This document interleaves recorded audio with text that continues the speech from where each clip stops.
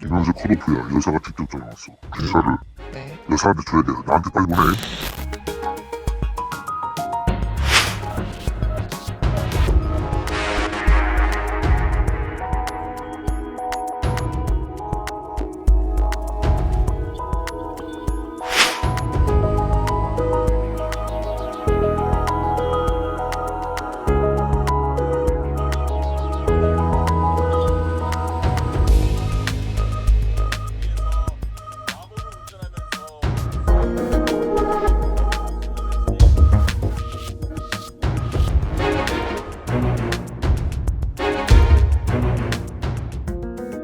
이 당시 혹시 기억나십니까? 내가 공청관리위원장으로서 기본적으로 내세운 원칙이 있어요. 전직 의원은 절대로 비례 들어올 수가 없다. 그런데 뭐 김영선 의원이 무슨 처음에는 뭐 1번을 달라고 그랬다가 나중에 3번 달라. 그건 뭐 얘기할 것도 없이 그건 거론의 가치가 없으니까 난 상대도 안 해버렸던 상황인데 일체 반응을 보이질 않으니까 김영선 의원이 우리 집을 또 많이 찾아왔던 것 같아요. 김종인 위원장께서는 결국은 김영선 전 의원을 안 만나셨어요. 안 아니, 만나주셨어요. 나는 절대로 그건 안 된다고 내가 얘기를 한 사람이니까. 그 당시에 개혁신당의 의원이 4사람이었어요. 예. 근데 의원이 5명이 돼야지 선관위에서 뭐 선거 보조금으로 26억인가 받는다고 그런 생각을 하니까 개혁신당 쪽에서 보면 상당히 매력적일 수도 있어요. 돈 26억이 중요한 게 아니라 이 당에 존폐 문제가 있기 때문에 완강하게 내가 안 된다고 그런 그 결국만은 있어요. 김영선 의원이 무슨 뭘 폭로를 하고 뭐 여기 왔다고 그래서 그게 도움이 될 게 하나도 없어요.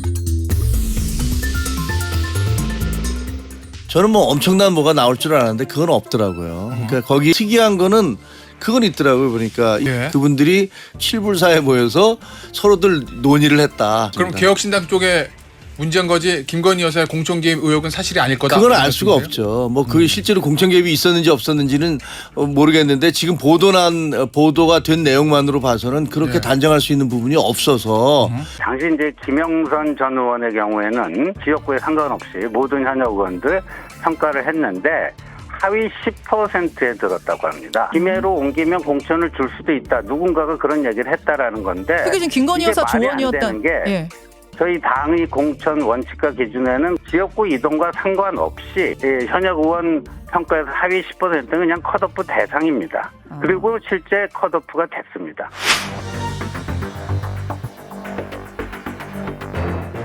이 보도가 사실이라면 명백한 범죄입니다. 윤석열 대통령이 왜 그렇게 길을 쓰고 김건희 특검을 거부하는지 그 이유가 더욱 명확해졌습니다. 박근혜 전 대통령은 공천 개입 사실이 확인되어 징역 2년형에 처해졌습니다. 대통령 배우자의 공천 개입은 두말할 나위도 없습니다. 윤 대통령과 김건희 씨의 공천 개입 사실이 확인되면 탄핵의 스모킹건이 될 것입니다. 결국 특검만이 답입니다.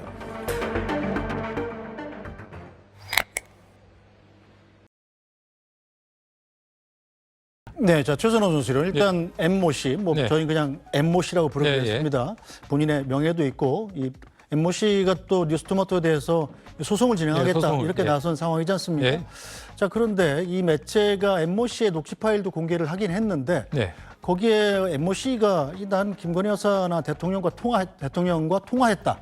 뭐 이런 얘기 본인의 얘기만 있을 뿐이지 네. 김건희 여사나 대통령과 통화한 녹취는 전혀 없는 상황이죠. 그렇습니다. 이제 그게 이 지금 엠모 씨의 주장 이야기가 네. 엠모 씨 관련한 이번 그 보도가 과연 이제 실체가 있느냐 아니면 M 씨의 허세에 기반한 네. 어떤 이야기냐 이 갈림길에 있는데 결정타가 될 만한 근거가 지금 안 들어 있습니다. 그러니까 김건희 여사와 김영선 전 의원이 나눈 텔레그램 메시지 지금 뭐 캡처본을 이준석 대표가 전달을 받았다 아니다라는 부분도 지금 말이 엇갈리고 있습니다만은 그게 나와야 되고요. 또 하나는 이제 MC가 윤 대통령하고 지금 취임식 전날 통화했다 뭐 이런 내용이 그 주장 속에 있지 않습니까? 그리고 김 여사한테도 전화를 받았다.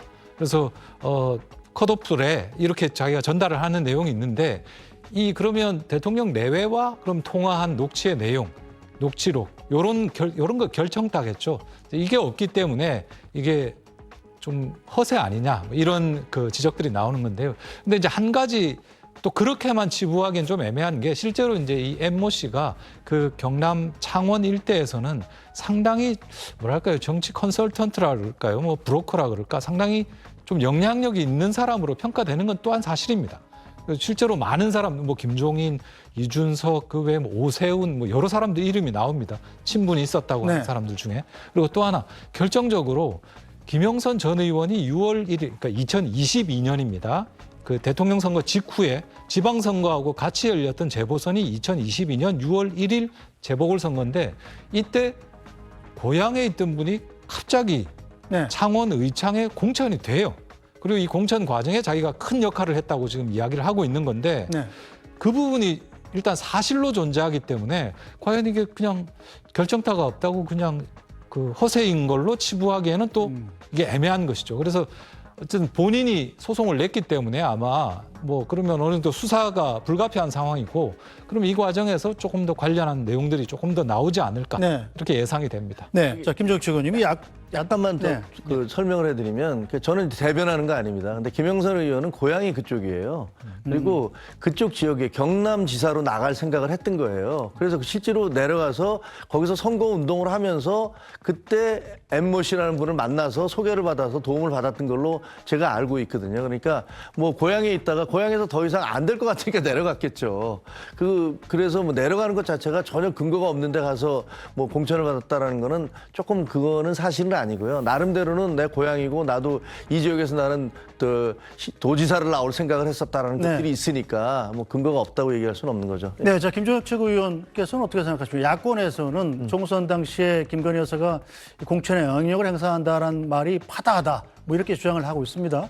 자 김종욱 최고위원께서도 고향 병에 공천을 받으셨잖아요. 네. 김건희 여사한테 좀 부탁 같은 거 하셨었나요? 전혀 사실이 아니고요. 아닙니까?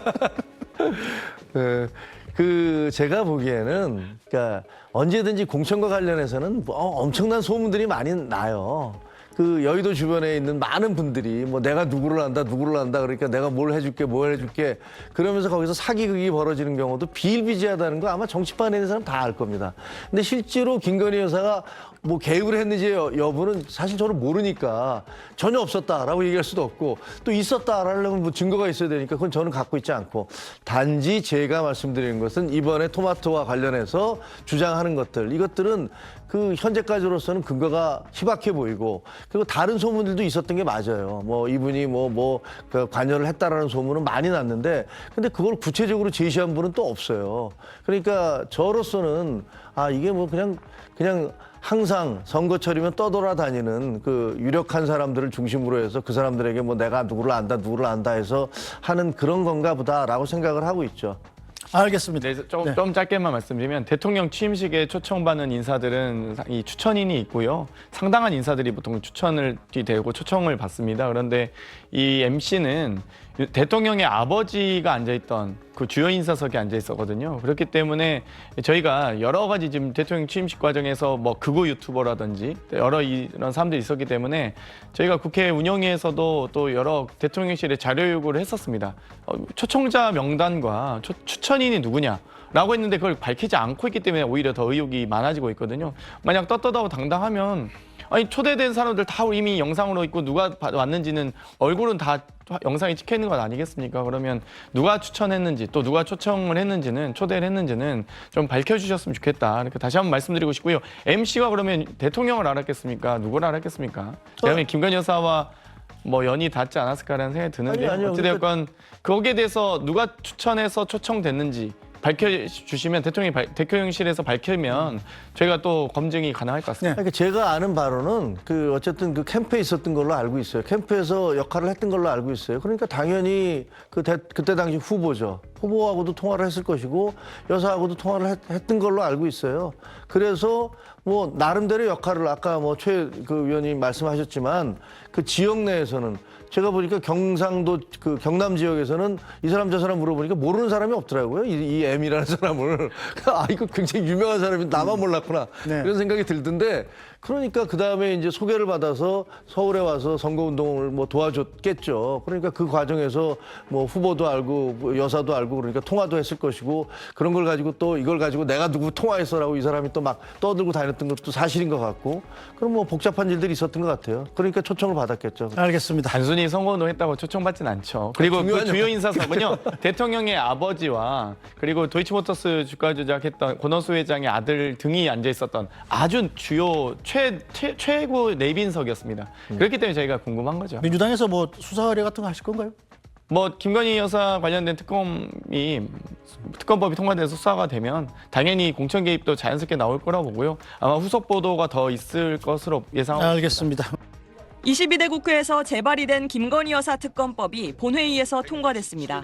윤석열 대통령 배우자 김건희의 주가 조작 사건 등의 진상규명을 위한 특별검사 임명 등에 관한 법률안 대안은 가결되었음을 선포합니다.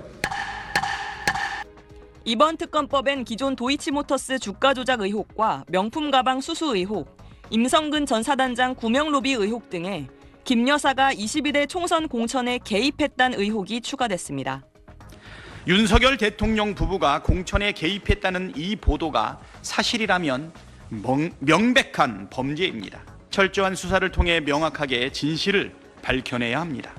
야당이 네 번째 발의한 최혜병 특검법과 지역화폐 사업의 국가 지원을 의무화하는 이른바 지역화폐법도 차례로 본회의를 통과했습니다.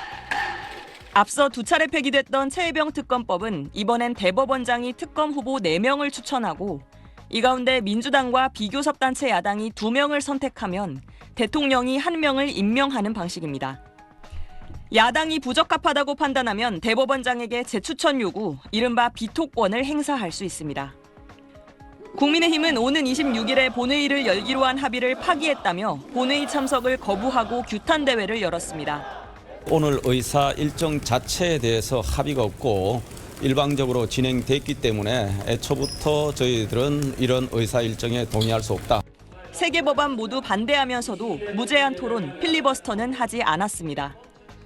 추경호 원내대표는 이미 충분히 법안의 부당함을 설명해 강력한 항의 표시로 보이콧을 선택했다고 밝혔습니다. 하지만 김 여사 의혹을 방어하는 과정이 당에 부담이 될 수 있다는 판단이 작용했다는 분석이 나옵니다. SBS 조인아입니다.